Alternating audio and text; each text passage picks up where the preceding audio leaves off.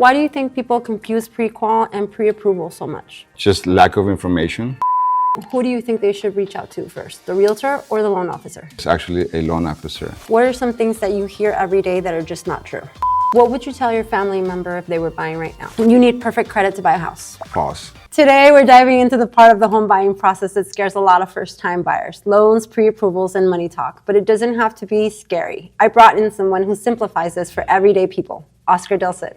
Hello, everyone. Hey, everybody. I am Oscar Del Cid, loan officer with Harmony Home Loans. I'm here with Elizabeth today. Thank you for having me, Elizabeth. Of course. So what's the difference between a pre-qualification and a pre-approval? Well, a pre-qualification is essentially me just talking to you, just going over your ideas. A pre-approval is actually, I have already verified your income, work history, credit score, credit history. It's more real, right? It's letting the seller know that you can actually close the deal and they will take it more serious. Why do you think people confuse pre-qual and pre-approval so much? That's a great question. I think it's just lack of information.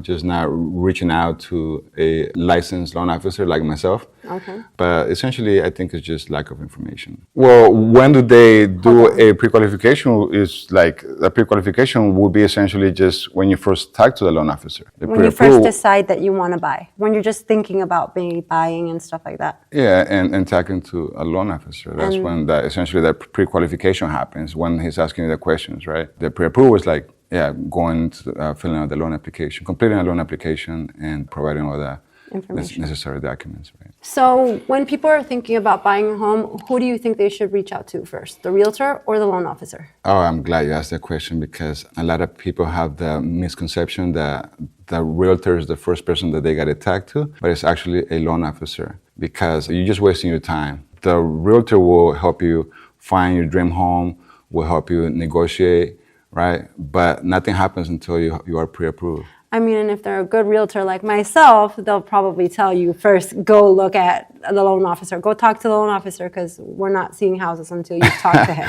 Exactly. So it's just common sense, but if you don't know, you don't know. Exactly. So what are some of the questions that they should be prepared to answer when they do have that initial phone call with you? I would be asking questions such as, do you have an agent already? Have you been looking at houses? Do you have a house in mind already? Are you ready to move forward? Is this your first home? And after that, I'll be going more into pre-qualification. How long have you been in your job? Have you been there for 2 years? Do you know what your credit's like? Would you be the only one on the loan? Would there be a second person, third, fourth, fifth? I don't know. And take it from there. So what kind of leverage does having a pre-approval give you? That's an easy one. It gives you power because now the seller knows that you can close the deal and it will take you serious in comparison to not having pre-approval.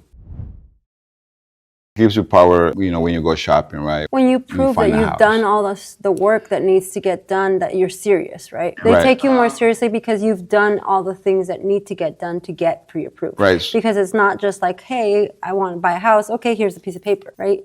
It's a process. Correct. So, by then, I have already verified everything. I have already verified income, credit, work history. Like by then, I know that you are qualified. You're no longer playing around. Now we just need to find a home. We get this a lot with people wanting to see houses. They want to go look at homes, but they're not pre-approved. And it's like, I'm not going to take you because we don't even know what you qualify for. Exactly. So I'm going to take you, show you this $600,000 home, and turns out you can only afford $300,000. So you're going to be very bummed that you're missing out on that. Just a waste of time, not only for the agent, but for everybody involved. Because what if you do find your house, you do qualify for it, but it takes about 24 to 48 hours to get through the process, and then you're like, oh crap, it went under contract with somebody else. Not so much in this market, but that does happen. Which, by the way, if my client or the buyer is able to provide everything right away, I can get someone pre-approved within 24 hours. The seller will take you serious because you have already gone through the process. I have already verified everything. So I know you're good to go now. You just need to find a house. So you're not just looking no more. You have been verified already. What does the process look like when somebody calls you to get pre-approved? Well, nowadays, due to technology, you can essentially do everything online, 100% online. I have done a lot of deals where I haven't even met the person. But of course, if you're not good with technology and you need help, we can also do it in person. You talk to home buyers every day.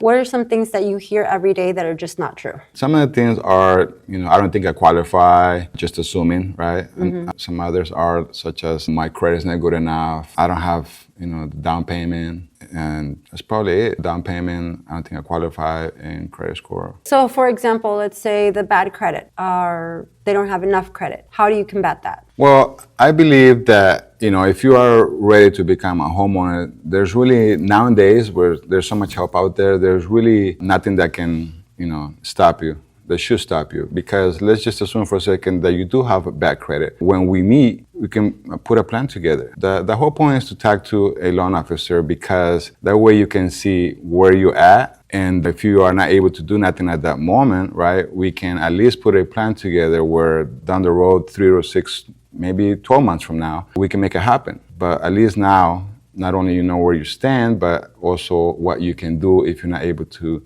do it at the moment, right? Got it. So another one of the questions is, I don't have the down payment. How do you combat that one? Well, there's also, like I said, there's a lot of help out there. There's a lot of state, help for like programs such as down payment assistance. And when it comes to, there's 2 things that the buyer that are responsible for mainly, which is a down payment and closing costs, right? So if you qualify for a down payment assistance, then great agent like yourself can help them negotiate seller credits that will cover the closing costs. Oscar, is it true that you need 20% down to buy a home?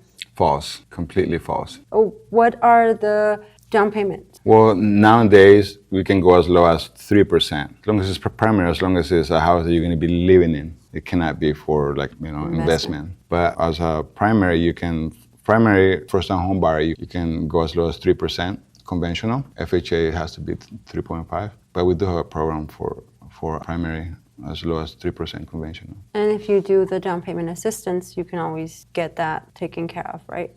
Yes. Down payment assistance is just to cover your down payment, right? Okay. But essentially, it's not free, It's second lien on the mortgage, so you're gonna have your payment for the mortgage, and then you're gonna have your payment for down payment assistance. You just need to say, I want the house. Like, you gotta be serious about it, and I'll take care of the rest.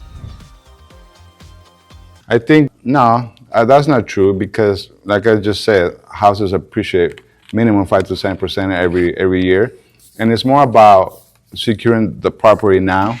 And a lot of people don't buy because, is it the right time due to the houses are too expensive, the rates are too high. There's always an excuse, you know what I mean? But the houses, especially here in Vegas, I don't think, it depends where you come from, right? If you're moving from North Carolina, where the houses are not too expensive, or Detroit, where you can buy 3-bedroom for less than $100,000, which is insane. But if you're moving from LA, right? At one point, it didn't matter where you moved from. Houses were very inexpensive here, but not no more. Now it's more about depending where you're moving from. But again, if we compare that to like LA, New York, it's still better. It's still a lot less than buying houses over there. Let's clear up some confusion around some of these financial tools, because buyers don't always realize they have options. What's a rate buy down, and who should use it? Great question. Rate buy down is essentially, buying down points to lower your payment. There are options for 12 months, 24 months, and 36 months, right?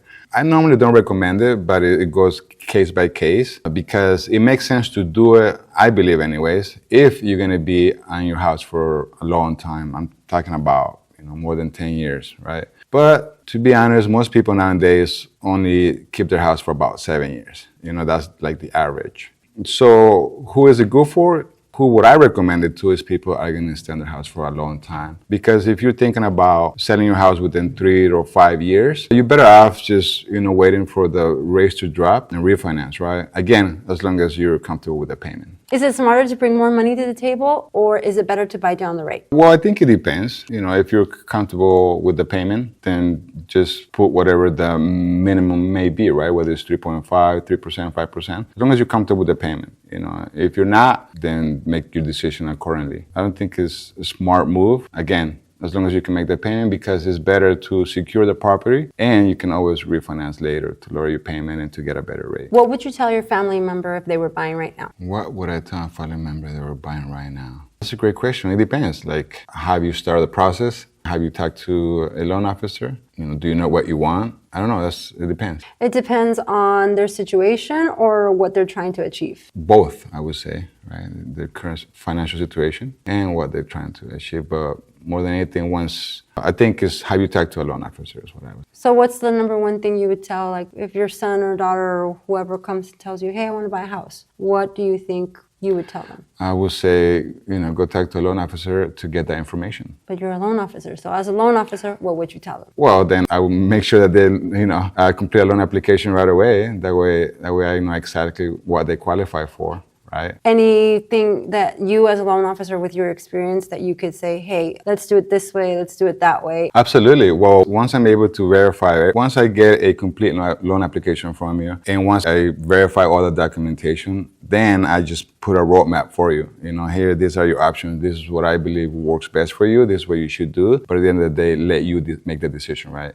But yes, definitely. Once I have everything, I'm able to guide you and tell you what your options are and let you decide. Okay, Oscar. So a couple true and false questions. Okay, let's go. According to you, you need perfect credit to buy a house. False. Completely false. Okay, buying with 3% down means you're broke. False. You should wait for rates to drop before buying. Absolutely not. False. And loan officers just want to sell you debt. Oh, come on. I'm just trying to help you. False. So for somebody who's sitting on the fence right now, what do they need to know so they can make a clear, confident, and informed decision? Well, if you're sitting on the fence, I'm sure I will ask you, what's causing you to hesitate? Mm-hmm. What's stopping you?